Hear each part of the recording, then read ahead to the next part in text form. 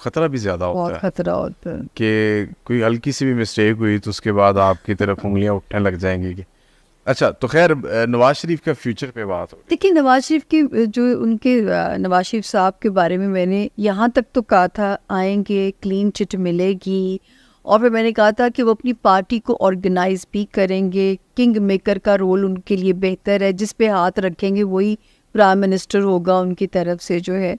तो I think इससे ज़्यादा पावर तो मुझे भी समझ नहीं आती कि मैं कहूँ कि वो एकदम से भाई को हटा के उनको वज़ीर आज़म बना दिया जाए, ऐसा कुछ मुझे सच्ची बात है इसका कोई इम्कान नज़र नहीं आता। प्राइम मिनिस्टर तो बन ही सकते थे वैसे, जहाँ भाई को बनाया खुद बैठ जाते। बस ये लेकिन वो कहते हैं मेजोरिटी नहीं मिली हमें, सिंपल मेजोरिटी होती तो हम शायद नवाज शरीफ साहब वज़ीर आज़म बनते।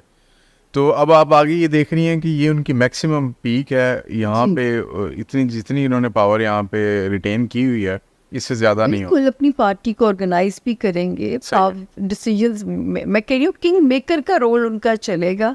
मुझे वो एज किंग की सामने यूँ नज़र नहीं आते। जरदारी साहब के लिए तो मुझे जब दिए जाती थी कि 2 नामों में से, तो मैं कहती थी जी एक जरदारी सब पे भाई।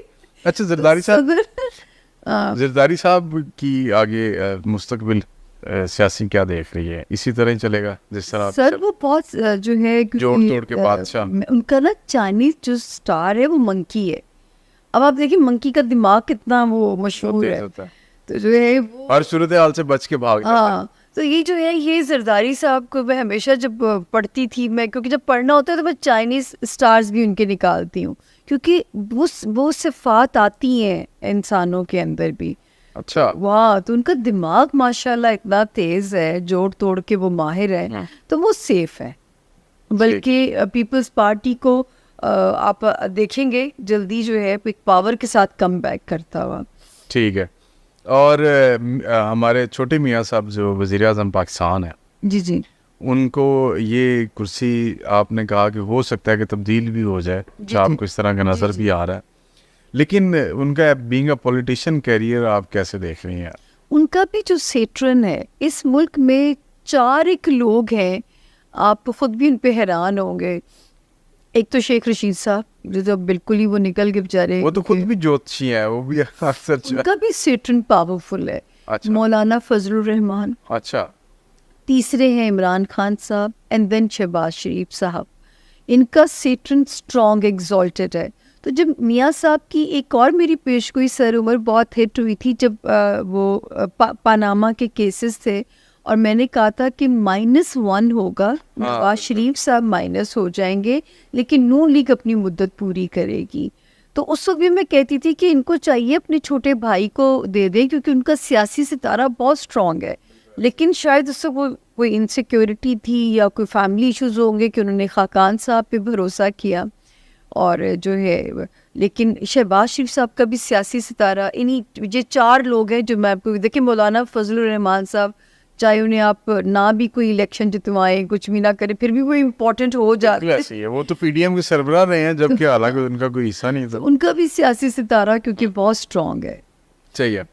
अच्छा मुझे ये बताइएगा कि अभी हुकूमत और पाकिस्तान, अफवाज पाकिस्तान, या जिसे आप इस्टेब्लिशमेंट भी कह लीजिए, उनके ताल्लुकात कैसे हैं? देखिए इस वक्त तो जो है ये इदारे इनका। अच्छा इससे पहले एक सवाल है, आप पर्सन की आप कैपेसिटी में स्टडी करती हैं कि इदारों की भी कोई स्टडी होती है या इदारों के हवाले से? बिल्कुल होती है, क्योंकि ये करनी पड़ती है। मार्स जो है वो फौज को रिप्रेजेंट करता है, फोर्सेस को करता है, जुपिटर जो है वो कोर्ट्स को करता है, तो जो है आपकी अदलिया को करता है, यूरेनस जो है वो आपकी ब्यूरोक्रेसी को करता है। तभी तो मैं कह रही हूँ कि मैं इल्म की बात करने वाला बंदा हूँ, मैं हवा में नहीं छोड़ सकती बातों को। तो जो है ये जो फौज का सितारा है, अल्लाह ना करे फौज की, जैसे मैं कि मैं इसमें कहती थी, वो भी मेरी पेश गोई इतनी हिट हुई कि मुझे तो सुप्रीम कोर्ट से भी बल्कि उससे फ़ोन आए थे कि मैं कहती थी कि 20 मई तक कुछ ऐसा होगा कि फ़ौज की फिरकी घूम भी सकती है। मैं 20 मई देती थी, और ये मुझे नहीं पता था कि बीच में 9 मई आ जाएगा, क्योंकि मार्स फॉल हुआ था।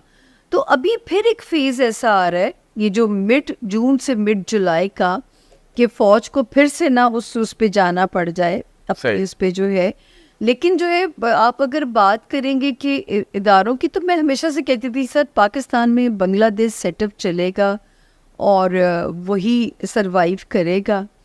तो हम फौज को माइनस नहीं कर सकते। फौज का रोल जो है अपने निज़ाम में से जो है सबसे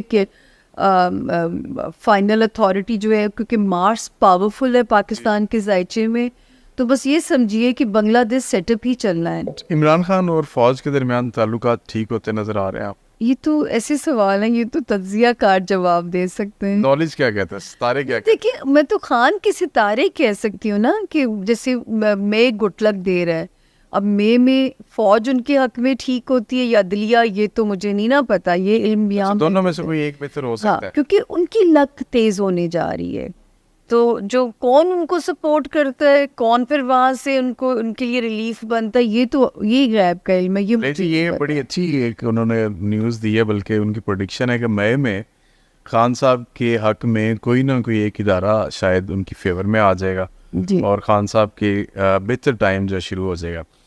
अच्छा मैडम, ये एक और इशू है, इंटरनेशनल इशू है, उसके ऊपर भी थोड़ी सी रोशनी डाल दीजिएगा। ये जो फ़लस्तीन में अब जुल्म जारी है इसराइल की तरफ से, ये World War III की तरफ ले जाएगा? 100% जानी उमर। अच्छा यस, ये तो 2-1 साल ज़मीन पे सुकून है। ठीक है। 2026 के सेकंड हाफ से मैं तो कहती हूँ अपनी ज़िंदगी को डे टू डे जिए, मत सोचिए सामान 100 बरस का, पल की खबर नहीं। तो मैं तो ये मैसेज हर अपने उसमें व्लॉग में देती हूँ कि खुदा के लिए अपने आज को जीना शुरू कर दें, मत अगले 100 सालों की प्लानिंग करें, क्योंकि रब ने दुनिया को ट्रांसफॉर्म करना है, ऊपर वर्ल्ड अलायंसेस में तब्दीलियाँ आनी है। अब ये मुझे लगता है कि पाकिस्तान किसी ऐसे अलायंस का हिस्सा बन जाएगा जिससे हमारा सर्वाइवल पॉसिबल होने जा रहा है। लेकिन उमर ये बात तय है कि वर्ल्ड को श्रिंक किया जाएगा, जो दुनिया अल्लाह की जो यूनिवर्स है ना। अब हम में से कौन जीता है वो वक्त देखने के लिए, कौन मरता है। तो मैं तो कहती हूँ हर रात अपना बोरिया बिस्तर पैक करके सोइए, कोई पता नहीं कल हो ना हो। तो जो है ये अपना शुरू कर दें ताकि जो है उसको एंजॉय करके जाएं, मत अपने अजाब में डालिए, कर्जे के उसमें अजाब में, या अपने आप को चीजें जोड़ के मत रखिए। हाँ, कि जी कल जीने के लिए रखिए, जो आज है खुदा कि ये वाकई सच बात है। और आप देखिए कि आप देख रहे होंगे 2020 के बाद से कितनी अनप्रेडिक्टेबल अमवात आपने देखी होंगी, सोचा भी नहीं होगा। बच्चे में सुनती हूँ सुबह कनाडा जाना, रात को बच्चा मर गया, बच्चे ने सुबह पढ़ाई के लिए उसका सारा कुछ तैयार, वो कई ऐसी मैंने अमवात सुनी। वो देखे ना हमारे prophet peace be upon him परेशान होते थे कि जो आखिरी दौर आएगा मेरी उम्मत के जवान नज़र लगने से मर जाया करेंगे। और नज़र बद क्यों इतनी वो बढ़ गई है, क्योंकि हमारे अंदर ईवल ज़मीन से, देखें कहा गया था ज़मीन से नूर उठा लिया जाएगा। यकीन जानिए मैं इसको एक्सपीरियंस कर चुकी हूँ कि अब दज्जाली पावर्स का दौर है। अब ज़मीन पे नूरानी ताकतें बेबस नज़र आती हैं, क्योंकि ये दो ही ताकतों की जंग है, नूरानी ताकतों की और दज्जाली पावर्स की। तो अब जो है ना नूरानी ताकतें बेबस नज़र आती हैं। तो मतलब है वर्ल्ड एंड होने वाले। सर ये बाबा वांगा ने तो बड़ी लंबी डेट आपके साथ से दी, मुझे तो इतना लंबा सफ़र नहीं नज़र आता है। 50-70 का बता। देखिए एक तो है ना कि दुनिया कितनी बचेगी, उसमें से पता नहीं हम है कि नहीं है। इसलिए तो मैं कहती हूँ अपने आज में जीना शुरू करें, अपने किबले दुरुस्त कर लें।